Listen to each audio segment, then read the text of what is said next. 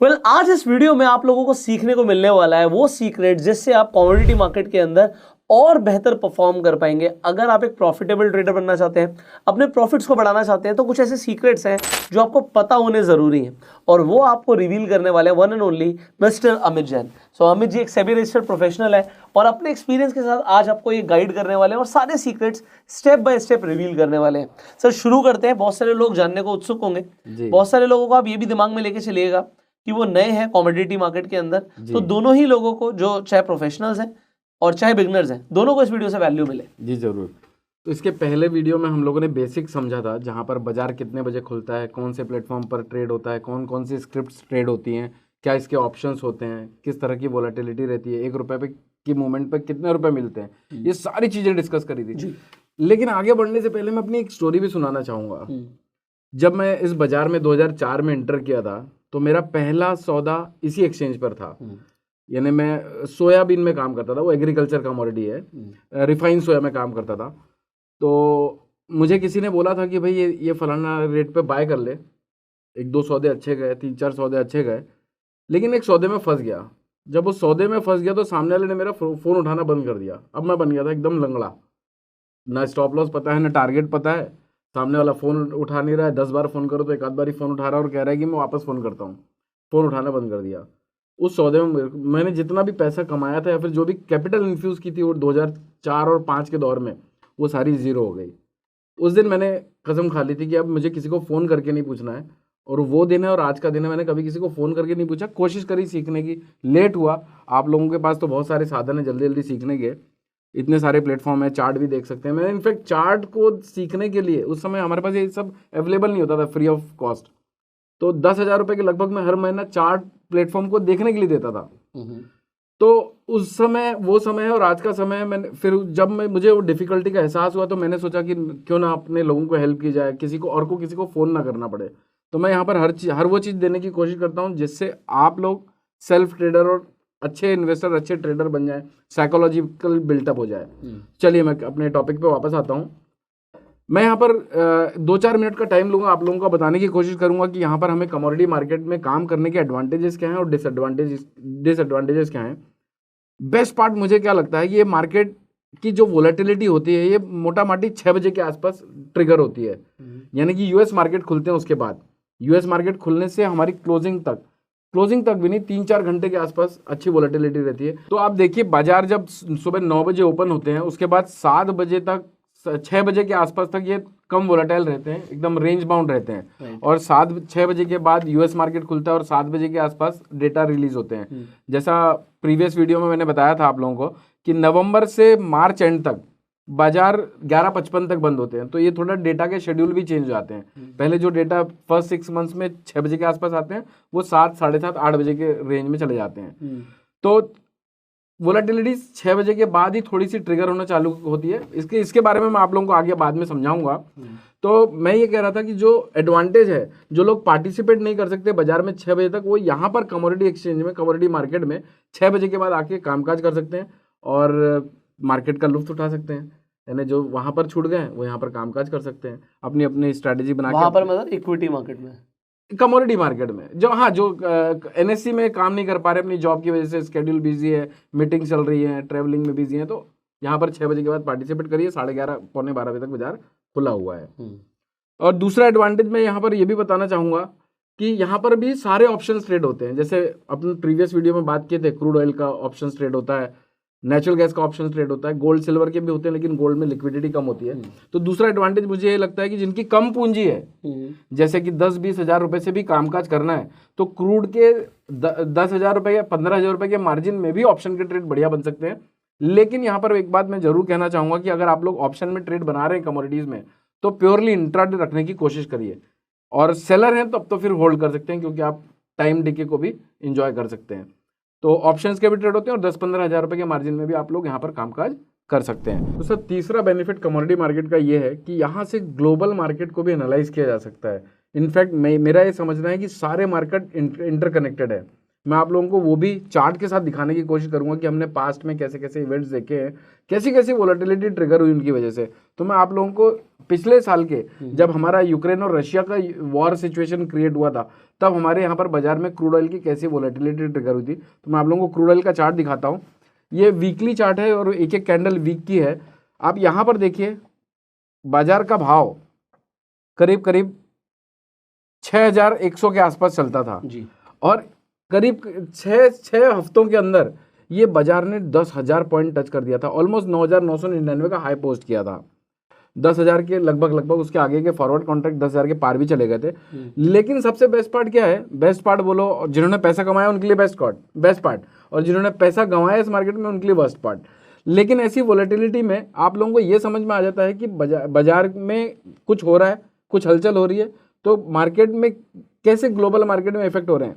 In fact इस अगर मान लीजिए क्रूड ऑयल वगैरह में वोलेटिलिटी ट्रिगर हो गई, क्रूड ऑयल में वोलेटिलिटी ट्रिगर होने से आप लोगों को ये समझ जाता है कि बस हमारे इक्विटी मार्केट में भी हलचल होने वाली है, डाउ जोन्स में भी हलचल होने वाली है। अगर डाउ जोन्स में कोई मार्केट सारे इंटरकनेक्टेड है, वहां पर कोई हलचल हो रही तो हमें ये समझ जाता है कि दूसरे मार्केट्स में भी कुछ ना कुछ तांडव हो सकता है। जैसे मान लो डाउ जोन्स 2000 पॉइंट भाग गया तो हमारा निफ्टी भी भागेगा।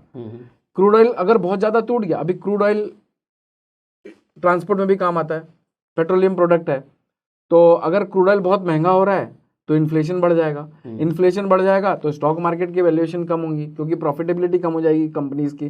तो यहाँ से सारे मार्केट इंटरकनेक्टेड हैं। तो हमें तो आप ये कहना चाहते हो कि जैसे क्रूड जो है वो इनवर्सली प्रोपोर्शनल है निफ्टी के? यस, कि अगर क्रूड का प्राइस बढ़ेगा तो निफ्टी का प्राइस गिरेगा most of the time. Yes, तो इनवर्सली प्रोपोर्शनल है कि ऐसा होने के चांसेस है। यस, और अगर यूएस मार्केट में अच्छा रहता है, डाउ जोन्स बढ़ता है, नैस्डैक बढ़ता है, S&P 500 बढ़ता है, तो हमारा निफ्टी भी बढ़ता ही है। हमने देखा इंडियन मार्केट में भी पॉजिटिव सेंटिमेंट्स बने रहेंगे। और इनफैक्ट आप गोल्ड के साथ और सिल्वर के साथ भी कोरिलेशन बताइए लोगों को, सो दैट जब हम कमोडिटीज की बात कर रहे हैं तो लोग उसे भी ट्रैक कर पाएंगे। जी हाँ, और यूएसडी का भी, यूएसडी है ना, यूएसडी को मैं आगे कवर करने की कोशिश करूंगा।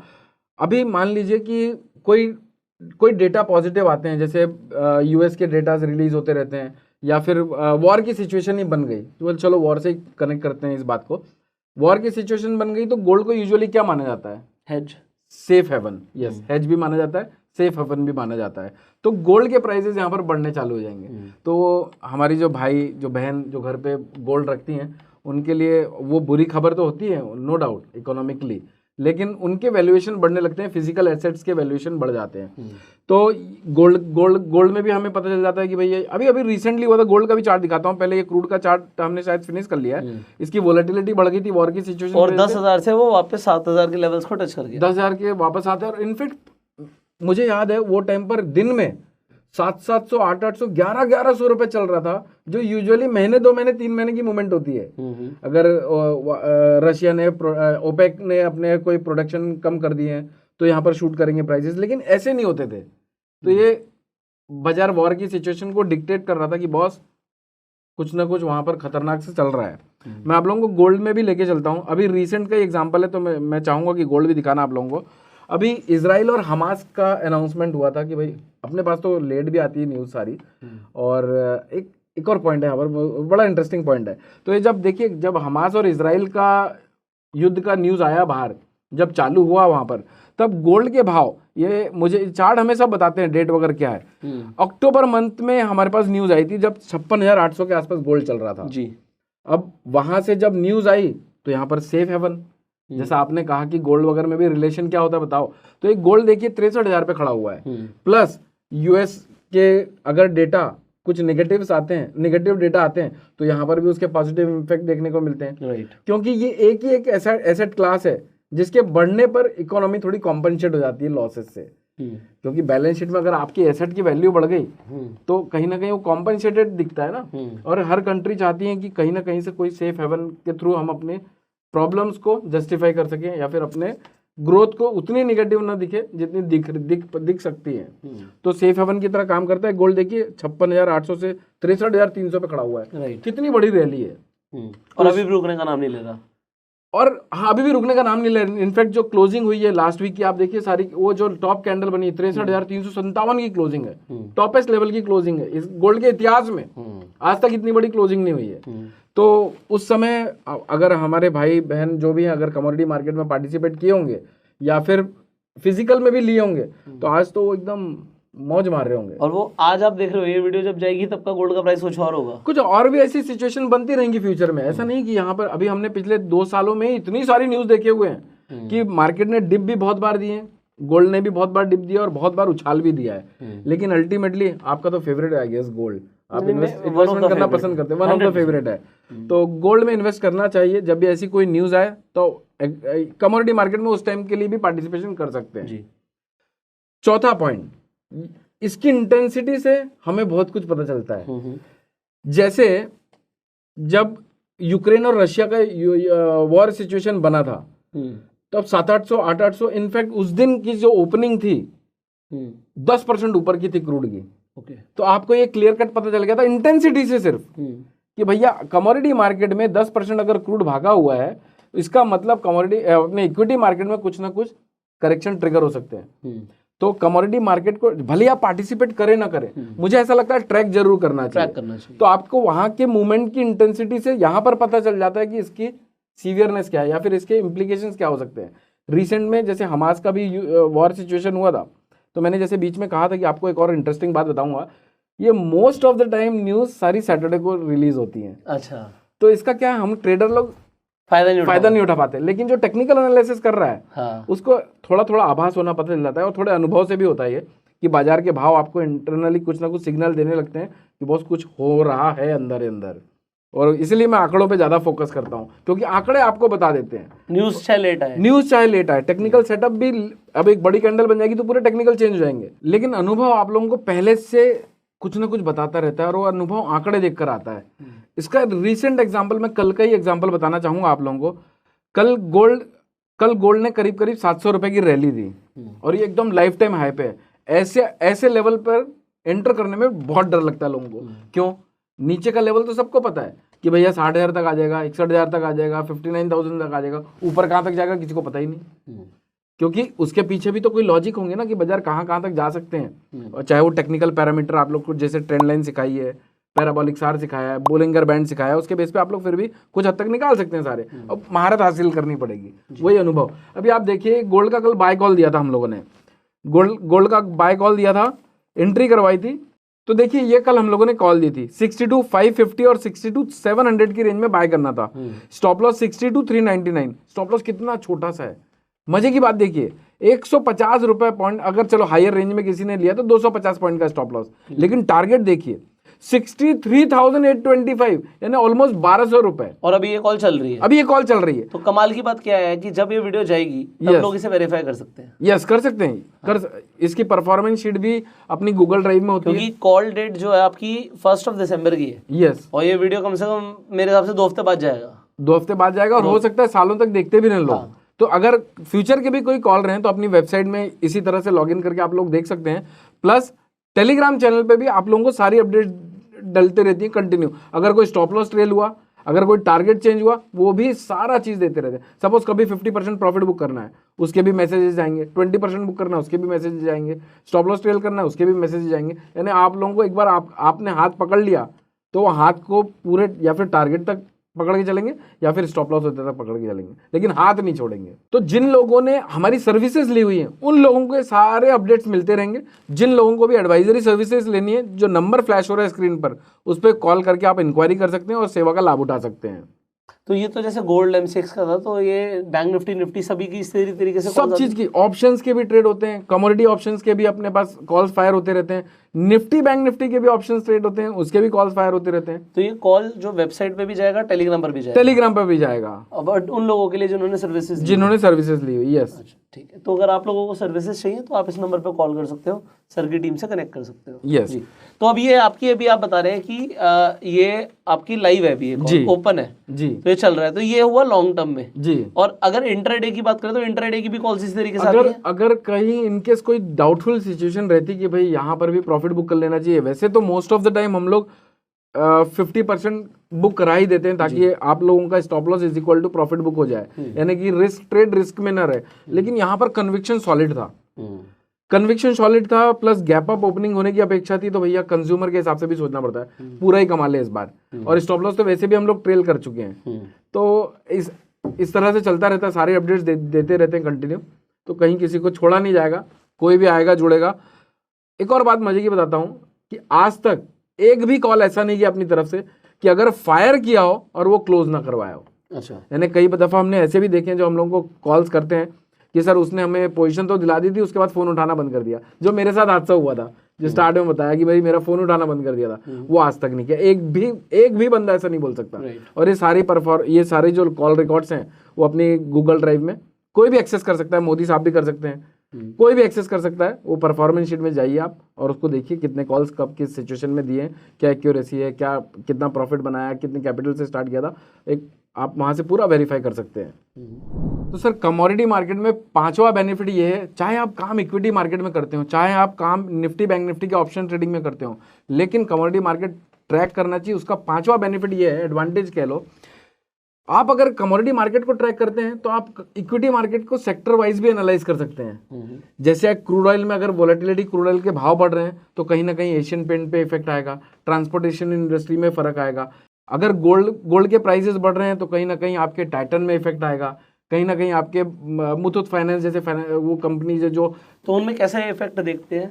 प्रोपोर्शनल, डायरेक्टली, इनवर्सली है? नहीं, अगर क्रूड ऑयल सबके अलग अलग हैं। जैसे गोल्ड और मुथूट फाइनेंस की बात करते हैं, तो जैसे गोल्ड के प्राइसेस बढ़ते हैं तो मुथूट फाइनेंस के भी स्टॉक्स की वैल्यू बढ़ जाएगी, क्योंकि उसके मॉर्गेज की वैल्यू बढ़ रही है, तो कहीं ना कहीं इवेंचुअली उसके स्टॉक प्राइसेस भी इफेक्ट होंगे वो।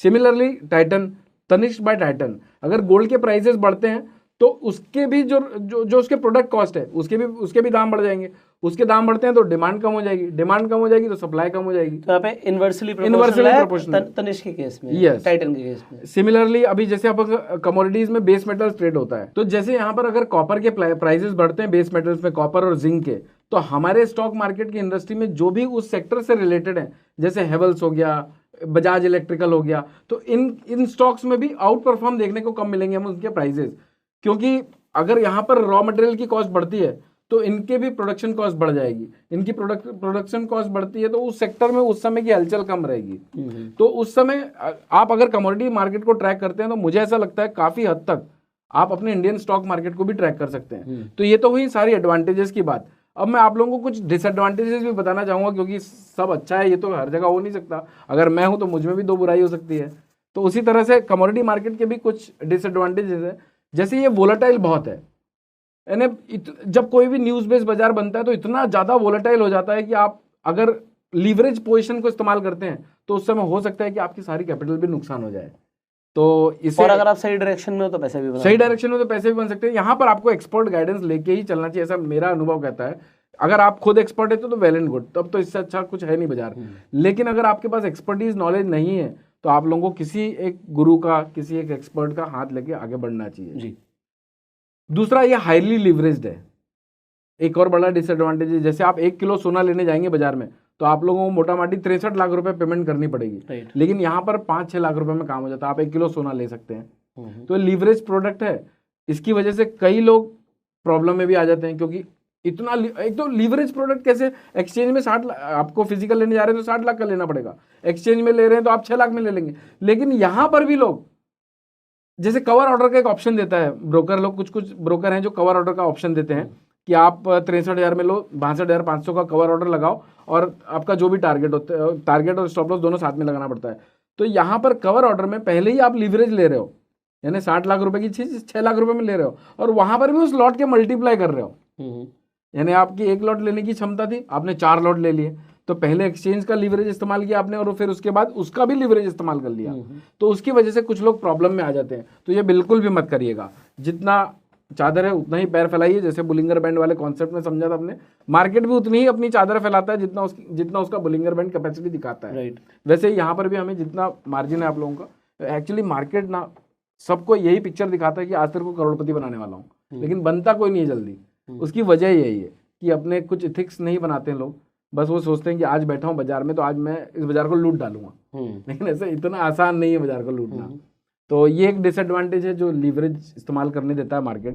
तो इसके कुछ डिसएडवांटेजेस तो मैंने आप लोगों को बता दिए, लेकिन इन डिसएडवांटेज को भी आप एडवांटेज में कन्वर्ट कर सकते हो अगर आप अपने इमोशंस को और मनी मैनेजमेंट को कंट्रोल कर लेते हैं। तो आप ऑप्शंस में काम कर लीजिए, आप मिनी माइक्रा में काम कर लीजिए, तो वो डिसएडवांटेज भी आप उस बढ़िया से उनको अवॉइड कर सकते हो ताकि आप लोगों को कहीं तकलीफ ना हो। अब मैं आप लोगों को लेके चलता हूँ सबसे इंपॉर्टेंट पॉइंट पे, इन कमोडिटीज में कब कब कहाँ से कब किस वजह से इफेक्ट आते हैं, यानी कब ये वोलेटाइल होती है, कब हमें सतर्क रहना है, कहाँ से हमें पता चलता है ये। तो मैं उसके लिए आप लोगों को एक वेबसाइट में लेके चलता हूँ, फॉरेक्स फैक्ट्री। हालांकि आजकल ब्रोकर्स लोग भी अपने ऐप में डाल के रखते हैं कि कब कौन से इंपॉर्टेंट डेटाज हैं। तो ये देखिए, ये अभी हम दिसंबर मंथ में खड़े हुए हैं, तो मुझे नेक्स्ट वीक का डेटा देखना है। अब पिछले वीक का तो मुझे कोई मतलब नहीं है, तो नेक्स्ट वीक में मैं यहाँ पर क्लिक कर देता हूँ। ये देखिए यहाँ पर नेक्स्ट वीक का ऑप्शन है, तो ये सारे ऑप्शन आ जाते हैं मेरे सामने। अब मुझे ये पता चल गया है कि कब कौन से डेटा आने वाले हैं। क्रूड ऑयल जो हमने डिस्कस किया, इसका डेटा इन्वेंट्री आता है वेडनेसडे को। अगर इन केस वेडनेसडे के पहले कोई हॉलीडे या फिर वेडनेसडे को कोई हॉलीडे है तो वो एक दिन पोस्टपोन हो जाता है, वरना ये वेडनेसडे को शेड्यूल्ड है, एक ही टाइम पर आएगा, नवंबर के बाद 9 बजे। और जब डेटा आएगा तो मूवमेंट भी आएगी, क्योंकि डेटा में क्या आता है कि उनके पास इन्वेंट्री कितनी पड़ी है। अगर इन्वेंट्री बढ़ के आती है तो क्रूड ऑयल के प्राइसेस नीचे आ जाएंगे, क्योंकि और क्रूड ऑयल की इन्वेंट्री अगर कम होके आती है तो क्रूड ऑयल के प्राइसेस भाग जाएंगे। पूरा डिमांड सप्लाई का है। तो इसमें कितने पॉइंट का मूवमेंट आ जाता है जब ऐसे डेटा रिलीज होता है? डिपेंड करता है। वैसे तो यूजुअल टाइम अगर देखेंगे तो 100-150 रुपए के आसपास का मूवमेंट आ जाता है 1 से 1.5 घंटे के अंदर अंदर। अगर कोई ऑर्डिनरी डेटा आया है जो रीजनेबल एवरेज या फिर एज पर एक्सपेक्टेशन आया है तो 100 पॉइंट के आसपास, नहीं तो 150-200 पॉइंट के आसपास भी चल जाता है। और रात के 9 बजे आती है न्यूज। रात के 9 बजे आती है नवंबर के बाद, मार्च तक, और अप्रैल के बाद ये 8 बजे शेड्यूल हो जाती है। मतलब आप कह रहे हो गर्मियों में 8 बजे, गर्मियों में 8 बजे, और सर्दियों में 9 बजे। 9 बजे। तो यहाँ पर ये देखिए, अभी मुझे मंडे का पूरा प्लान ऑफ एक्शन पता है कि कब कौन से डेटा आने वाले हैं। तो इस टाइम पर मैं अपनी लीवरेज पोजीशन कम रखूंगा या फिर सतर्क रहूंगा, या फिर मेरी कोई पोजीशन है तो उसका स्टॉप लॉस रखूंगा। ये 8-8:30 बजे के आसपास सारे डेटा रिलीज होने वाले हैं। जॉब ओपनिंग है, इकोनॉमिक ऑप्टिमिस्ट है, ISM है, ये अपने मंडे के डेटा हो गए। ट्यूसडे के डेटा भी हैं, वेडनेसडे के डेटा भी हैं, थर्सडे के भी डेटा हैं, फ्राइडे के भी डेटा हैं। नेचुरल गैस का डेटा रिलीज होता है थर्सडे को, एवरी थर्सडे। जैसा क्रूड में मैंने आपको बताया, अगर कोई हॉलीडे आ जाए तो एक दिन पोस्टपोन हो जाता है, तो ये भी उसी तरह से होता है। अगर कोई हॉलीडे आ जाए तो एक दिन पोस्टपोन हो जाएगा। और कुछ कुछ होते हैं जैसे अनएम्प्लॉयमेंट रेट का डेटा आएगा, CPI का डेटा आएगा, तो इसकी वजह से बुलियंस में बड़े फर्क पड़ते हैं। तो अभी देखिए, ये ABP नॉन फॉर्म पेरोल का भी डेटा है 6:45 वेडनेसडे को। तो मुझे अभी से पता है कि मुझे उस टाइम पर थोड़ा अलर्ट रहना है। मार्केट में वोलेटिलिटी और हलचल थोड़ी तगड़ी वाली हो सकती है, तो इस टाइम पर या फिर आप अपनी पोजीशन को कम रखिए। एम्प्लॉयमेंट चेंज से किस किस पे फर्क पड़ेगा? बुलियंस में मेजरली फर्क पड़ेगा तो सब में ही, क्योंकि इसकी वजह से यूएस की करेंसी में भी फर्क पड़ेगा। यूएस की करेंसी में फर्क पड़ेगा। अच्छा, एक और मजे की बात, हमारे यहाँ पर USD INR तो 5 बजे तक चलता है करेंसी में। मैं करेंसी को भी कवर करूंगा आगे। करेंसी 5 बजे तक चलता है, लेकिन दूसरे प्लेटफॉर्म पर ये रात में भी मूवमेंट देता है। दूसरे प्लेटफॉर्म जैसे आपके दुबई एक्सचेंज में चलता रहता है, US मार्केट में भी चलता रहता है। तो US डॉलर में इफेक्ट आएंगे तो यहाँ की करेंसी में फर्क गिरेगा। यहाँ की करेंसी में फर्क होता है तो गोल्ड में भी फर्क पड़ेगा। मान लेते हैं कि गोल्ड अगर डॉलर टर्म्स, अभी एक एग्जाम्पल के तौर पर ले रहे हैं, $1 अगर गोल्ड बढ़ता है वहां पर इंटरनेशनल मार्केट में, तो हमारे यहाँ पर 30 रुपए की मूवमेंट होती है। कभी कभी ये ऐसा भी होता है कि कोई एकदम खतरनाक बेकार सा डेटा आ गया और USD INR ने अप्रिशिएट कर गया। अगर अप्रिशिएट कर गया और आधा टके से अप्रिशिएट कर गया तो इवेंचुअली 300 रुपए की मूवमेंट हमारे MCX में कम आएगी, क्योंकि वहां पर डॉलर में इफेक्ट की वजह से हमारे USD INR रिएक्ट कर रहा है पीछे। यहां पर तो डॉलर बढ़ रहा है, लेकिन हमारे MCX में 300 रुपए कम परफॉर्म कर पाएगा गोल्ड। मेरे हिसाब से ये जो बिगनर्स हैं उन्हें समझने के लिए इस वीडियो को कई बार देखना पड़ेगा। तो ये फ्री में अवेलेबल है यूट्यूब पे, आप कई बार देखिए, नोट्स बनाइए, सो दैट आप पॉइंट्स को रिलेट कर पाएंगे। हाँ, तो आगे भी हम डेटा को देख रहे हैं। जैसे अनएम्प्लॉयमेंट क्लेम का डेटा शेड्यूल है 7 तारीख को, 7 दिसंबर को, तो इस समय थोड़ा सतर्क रहना है। नेचुरल गैस का, अच्छा एक और चीज, यहाँ पर जो रेड है, जैसे ये पॉइंट हो गया, ये पॉइंट हो गया, ये थोड़े से डेंजर जोन है। तो ये वेबसाइट भी हमें बता देती है कि कौन कौन से डेंजर डेटा है और कौन कौन से मॉडरेट है, एवरेज इफेक्ट देने वाले हैं। जो डेंजर है मतलब उसका बड़ा इंपैक्ट आ सकता है। वोलेटाइल हो सकता है बाजार, ऊपर नीचे दोनों तरफ। वो तो आपको फिर आप जो चार्ट सिखाए हैं उससे तो आप समझ जैसे सकते हैं। अगर मान लीजिए 7 बजे डेटा रिलीज होता है तो चार्ट्स पे इसका फर्क इमीडिएट पड़ता है या उसके कितनी देर बाद पड़ना शुरू होता है? ऑनेस्टली बोलूं तो चार्ट सब कुछ बताता है, भाव सब कुछ बताता है, और मेरा ये बिलीव भी है नहीं, लेकिन ऐसे कुछ डेटा होते हैं जो इमीडिएट रिएक्ट कर जाते हैं, लेकिन मोस्ट ऑफ द टाइम